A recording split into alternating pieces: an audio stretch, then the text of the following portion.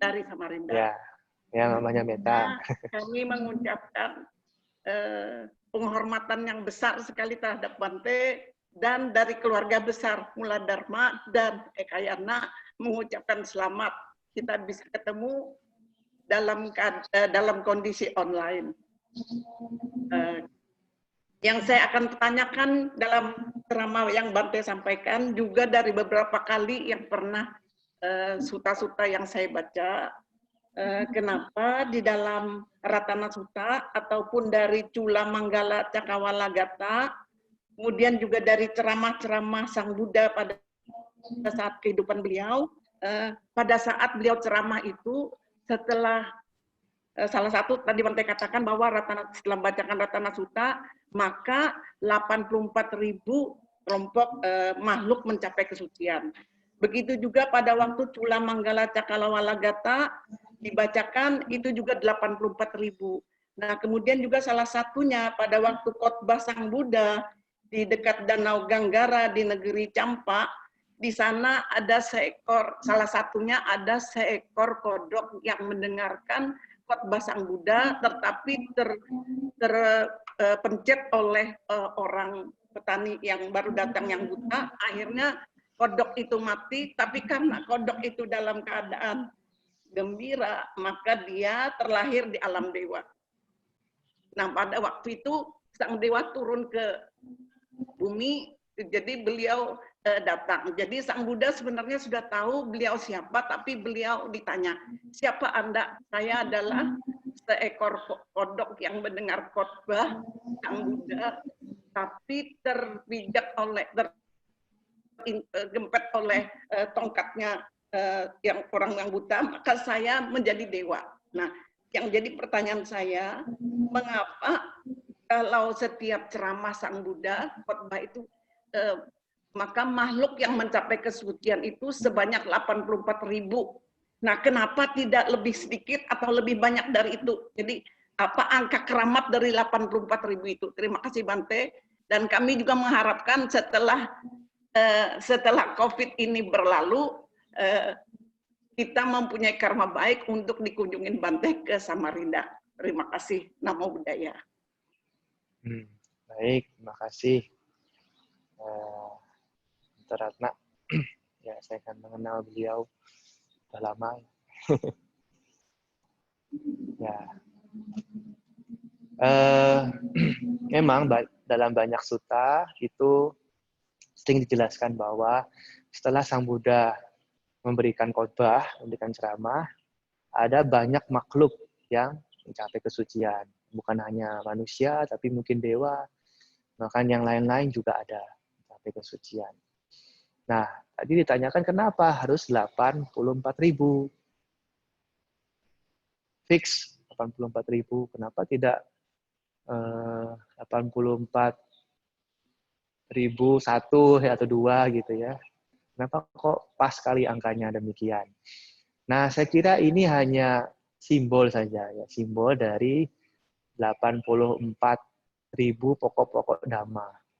Ya, seperti kalau kita membacakan kitab suci, itu kan, di situ disebutkan bahwa ada 84.000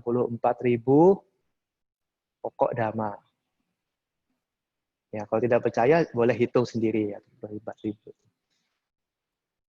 Nah, apakah benar demikian? Ya, kita kan supaya menggampang, ya, supaya gampang ingatnya saja, supaya gampang ingat, supaya gampang hafal, ya, supaya gampang mencernanya bahwa memang di situ ada 84.000. Maksudnya itu banyak begitu loh. Ya. Karena siapa juga yang bisa memastikan apakah betul-betul 84.000 kan? Kecuali Sang Buddha sendiri. Kita pun juga tidak bisa memastikan apakah benar demikian. Tapi supaya memudahkan kita itu untuk ingat dan membayangkannya itu banyak begitu loh. Di 84.000 itu kan bukan jumlah yang sedikit. Banyak sekali jumlah yang banyak. Jadi anggapannya banyak makhluk mencapai kesucian. Nah, kalau nanti disetel angkanya berubah-ubah kan kita nanti bingung sendiri. Nanti kalau sud khotbah ini berapa? Misalnya 50.000. Nanti khotbah yang lain cuma 40.000. Nanti kan bingung. Tapi kalau sama begitu, ini kan memang Berarti memang ada satu keistimewaan dari Sang Buddha. Dan memang juga mungkin tidak menutup kemungkinan bahwa mungkin juga itu benar adanya. Bahwa ada 84.000 yang mencapai kesucian. Yang tahu kan hanya ya mungkin Sang Buddha sendiri. Saya kira begitu. Dan terima kasih juga untuk tadi ada ajakannya ya untuk ke Samarinda. Mudah-mudahan secepatnya bisa ke sana setelah pesawatnya dibuka lagi. Ya, ini kan masih ditutup semuanya. Belum. Mudah-mudahan. Ya, mudah-mudahan bisa secepatnya kembali. Ya, sekarang ini kita namanya itu physical distancing ya. Physical distancing artinya menjaga jarak. Nah, ini kan saya di sini, nanti Ibu Ratna di Samarinda, ada yang di Amerika kan mungkin wah jauh-jauh. Ya, beda negara, beda pulau, beda benua. Tetapi meskipun jauh, yang membuat kita dekat itu apa? Yang membuat kita dekat adalah Dhamma. Ya, Dhamma ini yang bisa membuat kita semakin dekat. Makanya pernah ada satu sutta, itu Sang Buddha mengatakan bahwa sekalipun ada orang yang dekat dengan saya, ya di samping saya ini, orang ini memegang jubah saya, ya orang ini memegang jubah saya, tapi kalau dia itu tidak praktek Dhamma, tidak melaksanakan Dhamma, berarti orang ini jauh dari saya. Nah sebaliknya kalau ada orang yang jauh, berapa jauh dari saya, mungkin jaraknya berapa kilo, atau berapa ribu kilo dari saya, bahkan mungkin beda pulau, beda benua, tapi kalau dia itu praktek Dhamma, melaksanakan Dhamma, menerapkan Dhamma dalam keseharian, maka dia sebetulnya adalah dekat dengan saya. Ya, jadi meskipun jauh, tapi kalau dia praktek Dhamma, itulah yang membuat kita semakin dekat dengan Sang Buddha, kita juga dekat dengan semua praktisi Dhamma yang lain. Gitu. Jadi tidak apa-apa. Ya.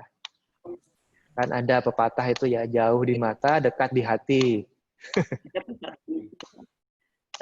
Bante, saya bisa mohon maaf Bante kepada moderator, bisakah saya satu nanya parita perlindungan, karena terkait dengan parita perlindungan. Bisakah satu lagi saya nanya?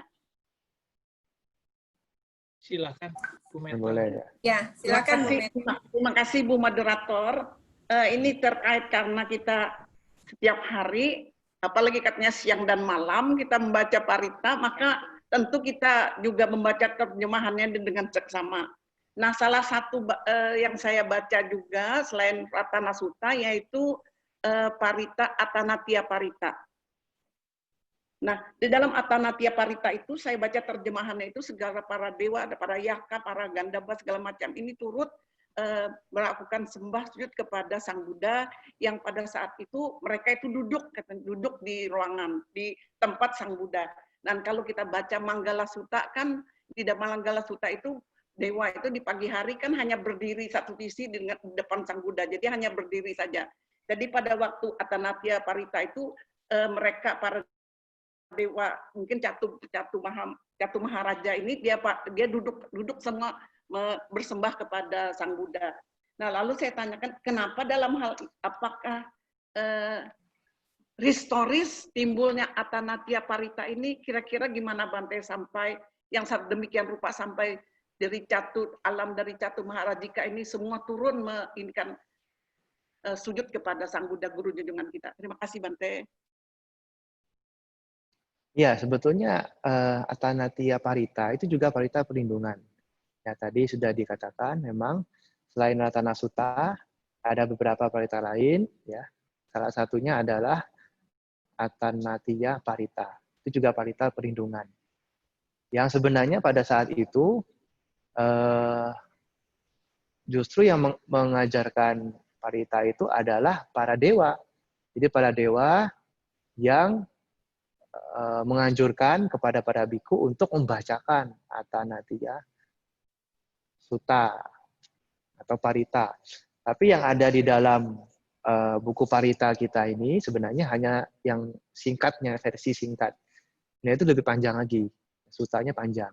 Tapi yang ada di sini hanya versi singkat.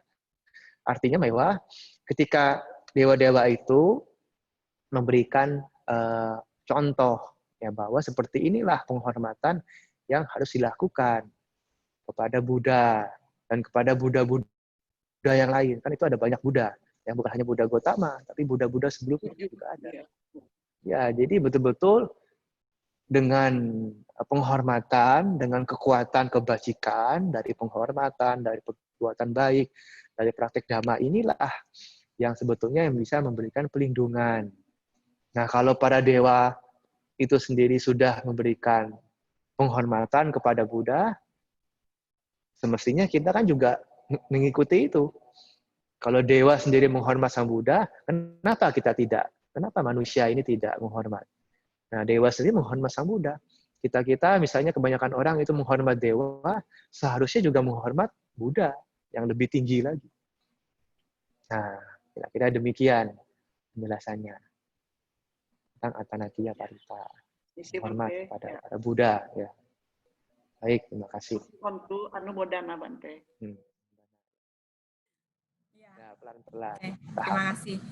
Oh, Bante, ini ada pertanyaan yang gampang aja dari Andi. Tadi kan Bu Meta Trisna tanya soal katak yang terinjak dan lahir menjadi dewa. Itu ada di suta apa ya, Bante? Mungkin nanti bisa ini follow aja ya, Bante. Ya, nanti saya cek dulu. Nanti saya cek. Ya, boleh. Ada di mana, sumbernya mana, saya sendiri tidak ingat. Pernah dengar tapi lupa. Oke. Sumbernya di mana. Ya, terima kasih. Sekarang udah jam 10, jadi apakah ada pertanyaan lagi dari yang lain? Kalau tidak, kita bisa tutup Dhamma Desana hari ini. Oke, going once, going twice, going thrice. Oke, Bante, saya mau mengucapkan banyak terima kasih atas kesempatan ini. Sungguh suatu saat yang berbahagia sekali. Dan semoga ceramah Bante memberikan banyak manfaat kepada kita semua dan teman-teman, dan semoga kita bisa melatih diri kita untuk melaksanakan Dhamma dengan lebih rajin lagi. Terima kasih, Bante. Ya, baik. Sadhu Anumodana ya. Semoga semuanya berbahagia. Saya serahkan kembali ke Ko Simon untuk menutup acara hari ini. Ya, baik. Terima kasih ya semuanya, Bu Lili, Pak Jaya, Pak Johan, Pak Simon, semuanya, umat-umat yang ada di Dhamma Cakatra, dan juga semua umat yang ikut dari mana saja Anda berada. Anumodana, semoga kesempatan baik ini bisa memberikan pencerahan, bisa memberikan pengetahuan, bisa memberikan kebahagiaan kepada kita semua, dan semoga pandemi COVID-19 ini ya bisa cepat berakhir. Kita harus ingat tentang anicca, yaitu segala sesuatu pasti berubah. Tidak ada yang kekal. Ya, ini pun akan berlalu. Nah, ini pun semuanya pun akan berubah. Nah, kalau kita punya keyakinan terhadap anicca, maka kita akan berusaha menjalankan sesuatu dengan sebaik-baiknya. Bukan berarti pasrah, tapi kita berusaha yang terbaik, melakukan sesuatu yang terbaik, dan itulah praktek Dhamma yang sesungguhnya.